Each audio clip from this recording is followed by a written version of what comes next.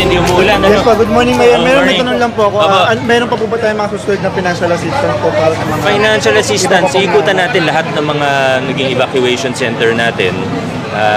Lahat yun, bibigyan ng tulong pinansyal. Balit 2,883 families, parang ganun. Sa 2,800 plus families po yan. Para naman po dun sa mga hindi lumikas at hindi pumunta sa evacuation center, naintindihan naman natin, baka may mga dahilan, ba't hindi sila, wala silang green card, di ba? So, baka hindi sila makasama sa financial assistance.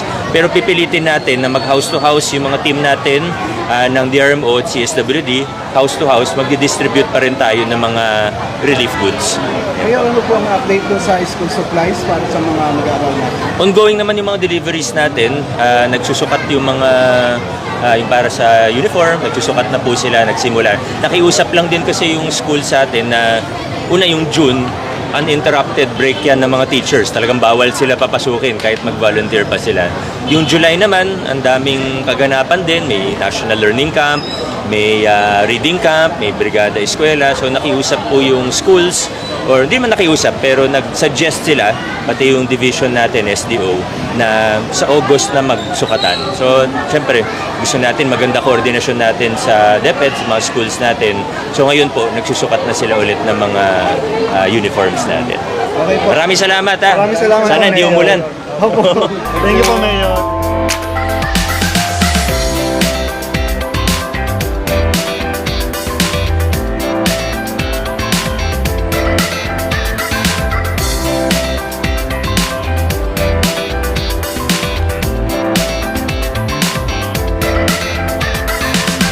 Si Sir Brian. Okay, ito mas malakas pa po siguro ito sa sound system natin. Good morning po ulit sa ating lahat. Gaya po ng sinasabi ko kanina, maraming salamat sa mga opisyalis po ninyo sa barangay. Pinakapgap, mga kagawad po natin, pati lahat ng barangay staff po natin, nakita ko po na hindi sila nagpabaya, talagang nagtrabaho po sila. At panahon na kailangan po kayo, hindi nila kayo pinabayaan. At pati yung koordinasyon sa city government natin ay naging maganda. Matasabi ko talagang basta, maganda po ang koordinasyon ng ating barangay ngayon. Maya-maya, patawag sa amin si Kapgab, may report sila, pati sa incident command post natin. Sa akin mismo, nag-report siya. Sinasabi ko ano yung mga pangangailangan ninyo. Kaya, sa totoo, medyo naging mahirap, pero naging mas mabilis kahit papano yung mga response at yung mga action natin sa tulong ng inyo pong barangay. Kaya sa barangay officials natin, gawan, maraming salamat po sa inyo. Papasalamat din po tayo sa mga kasama natin sa local government dahil talagang nakita naman po natin yung ginagawa nila hanggang ngayon sa clearing, sa flushing po natin na mas mabilis kumpara sa mga una nang dumating na bagyo dito sa Santolan. Marami pa tayong kailangan gawin. Hihingi po kami ng tulong at kooperasyon ng bawat isa. Pero ako po yung nagtitiwala na magiging maayos din po ang lahat at magiging normal na po ang sitwasyon sooner rather than later po. Kayo po ay nandito dahil kayo po yung mga lumikas, mga nag-evacuate. Kayo po yung mga kinailangan mag-evacuate dahil talagang tumaas. Nag-evacuate po kayo, kaya talagang nag-isip tayo ano ba yung pwede pa itulong.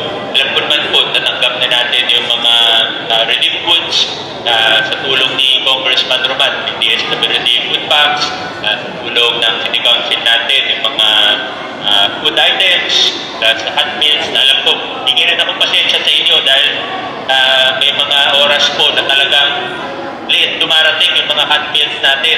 So siguro mauunawaan naman po yun dahil talagang ang lawak po ng relief operation na ginawa po natin panahon na naka-evacuate lahat. 21 evacuation sites po tayo sa buong Pasig. Nasa more than 10,000 ang evacuees natin. Ibig sabihin, sa isang araw, ang hinahanda namin pagkain doon ay nasa 30 to 40,000 plus meals per day. Kaya talaga medyo mabigat din po. At naubos na po lahat ng manok sa Jollibee, naubos na po natin. Pati sa McDo, totoo po yan, halos naubos po natin ang lahat lahat. Punta kayo sa tindahan nila, wala na kayong mabibili kasi naubos na ng kitty para sa evacuation sites natin. Pero lahat naman po yan, pati yung food items, non-food items, sleeping kit po, hygiene kit, kaya para naman po talaga yan sa inyo at tulong po yan mula sa lokal na pamahalaan. Pero nakita po namin na marami talaga pamilya na medyo nahihirapan, yun nga po, gamit na kailangan palitan, bahay na kailangan na ipagawa, pati yung mga damit po ninyo, marami siguro baka na-wash out, nasira, kailangan ng palitan. Kaya minabuti po namin sa tulong ng City Council po natin at sa pag-aproba po nila ay meron tayong karagdagang tulong pinansyal o financial assistance para sa mga pamilya na nag-evacuate. Kaya sana makatulong po ito. Maraming salamat kina Councilor Angelo, kina Councilor Saibel, Councilor Maro, Councilor Tito po. Parang, si Buboy, anong ginagawa niyo dyan? At special mention ko po dahil talagang kahit may konting karamdaman, hindi po nagpapaawat. Councilor Cory Raimundo, maraming salamat po. At panahon na kailangan natin ipa-approve itong tulong pinansyal, agad-agad, on the same day, special session po sila agad para aprobahan po. Kaya sana makatulong po, sana magamit natin sa mabuti itong konting dagdag tulong po. At sa bawat pamilya po, nandito, God bless, iningat po tayo parate. At bilang panghuli, makalimutan ko pong panggitin. Sigurado po yung mga ibang kapitbahay natin, lalo na yung medyo mas mataas ng konti, o baka yung iba, mga kapitbahay nyo talaga, pero hindi na po nag-evacuate. Hindi po natin sila may sasama sa financial assistance na ito dahil wala po silang green card. Pero hindi pa rin natin sila kakalimutan. At sa kasalukuyan, lahat ng affected areas, Pasig City, ay nag-house relief operations po tayo, namamahagi din po tayo ng mga food packs at kung ano pa po tulong ang pwede natin ibigay. Hindi rin po natin sila kakalimutan. Baka lang po tanungin kayo, ipaliwanag na lang po natin. Batayin na po natin. Sigurado naman po, sa barangay, may nakita ko, nag-iikot din po, kasama din ng staff nila po. At lahat po, sa tulungan lang po tayo. Kung pwedeng itulong, gawin po natin. Muli po sa inyong lahat, maraming salamat pakikisa in the clearing and flushing operations natin. God bless at mag-iingat po tayo parati. Maraming salamat.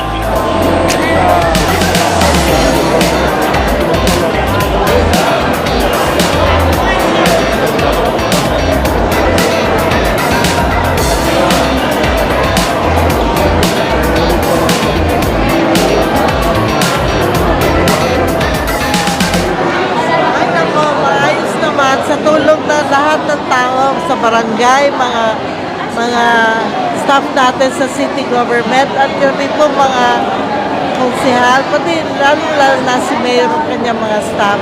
Maayos at saka talagang accepted, appreciated ng ating mga tao. Lalo na sa kanilang kalagayan ng ngayon, hindi mo maintindihan kung paano mo sila babatiin.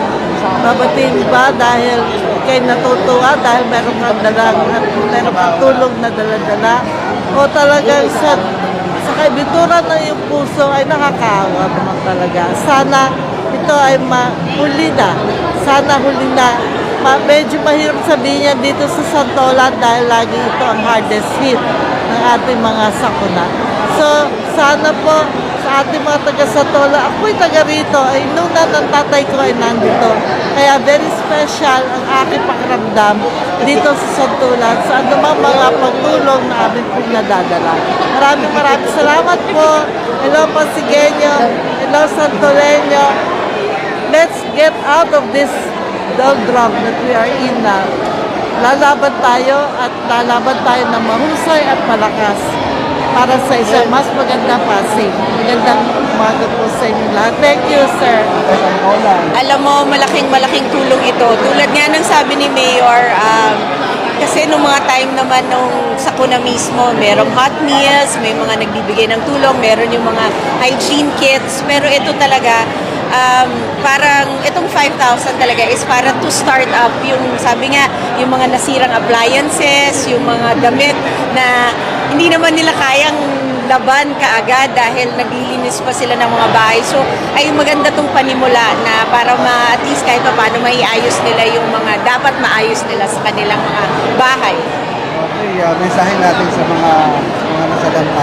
Of course, sa unang-una gusto namin magpasalamat, hindi lang sa Pasig LGU, hindi lang of course kay Mayor Vico Soto, kay Vice Mayor Dodot Jaworski, kay Congressman Romulo, hindi lang po sa kanila, kundi nagpapasalamat kami sa lahat ng taxpayers ng Pasig City dahil nagkakaroon kami ng ganitong pagkakataong tumulong at magbigay ay dahil din po sa kanila. So, unang-una maraming salamat. Sa mga nasalanta, lagi kong pakiusap, maging party na ho tayo ng solusyon.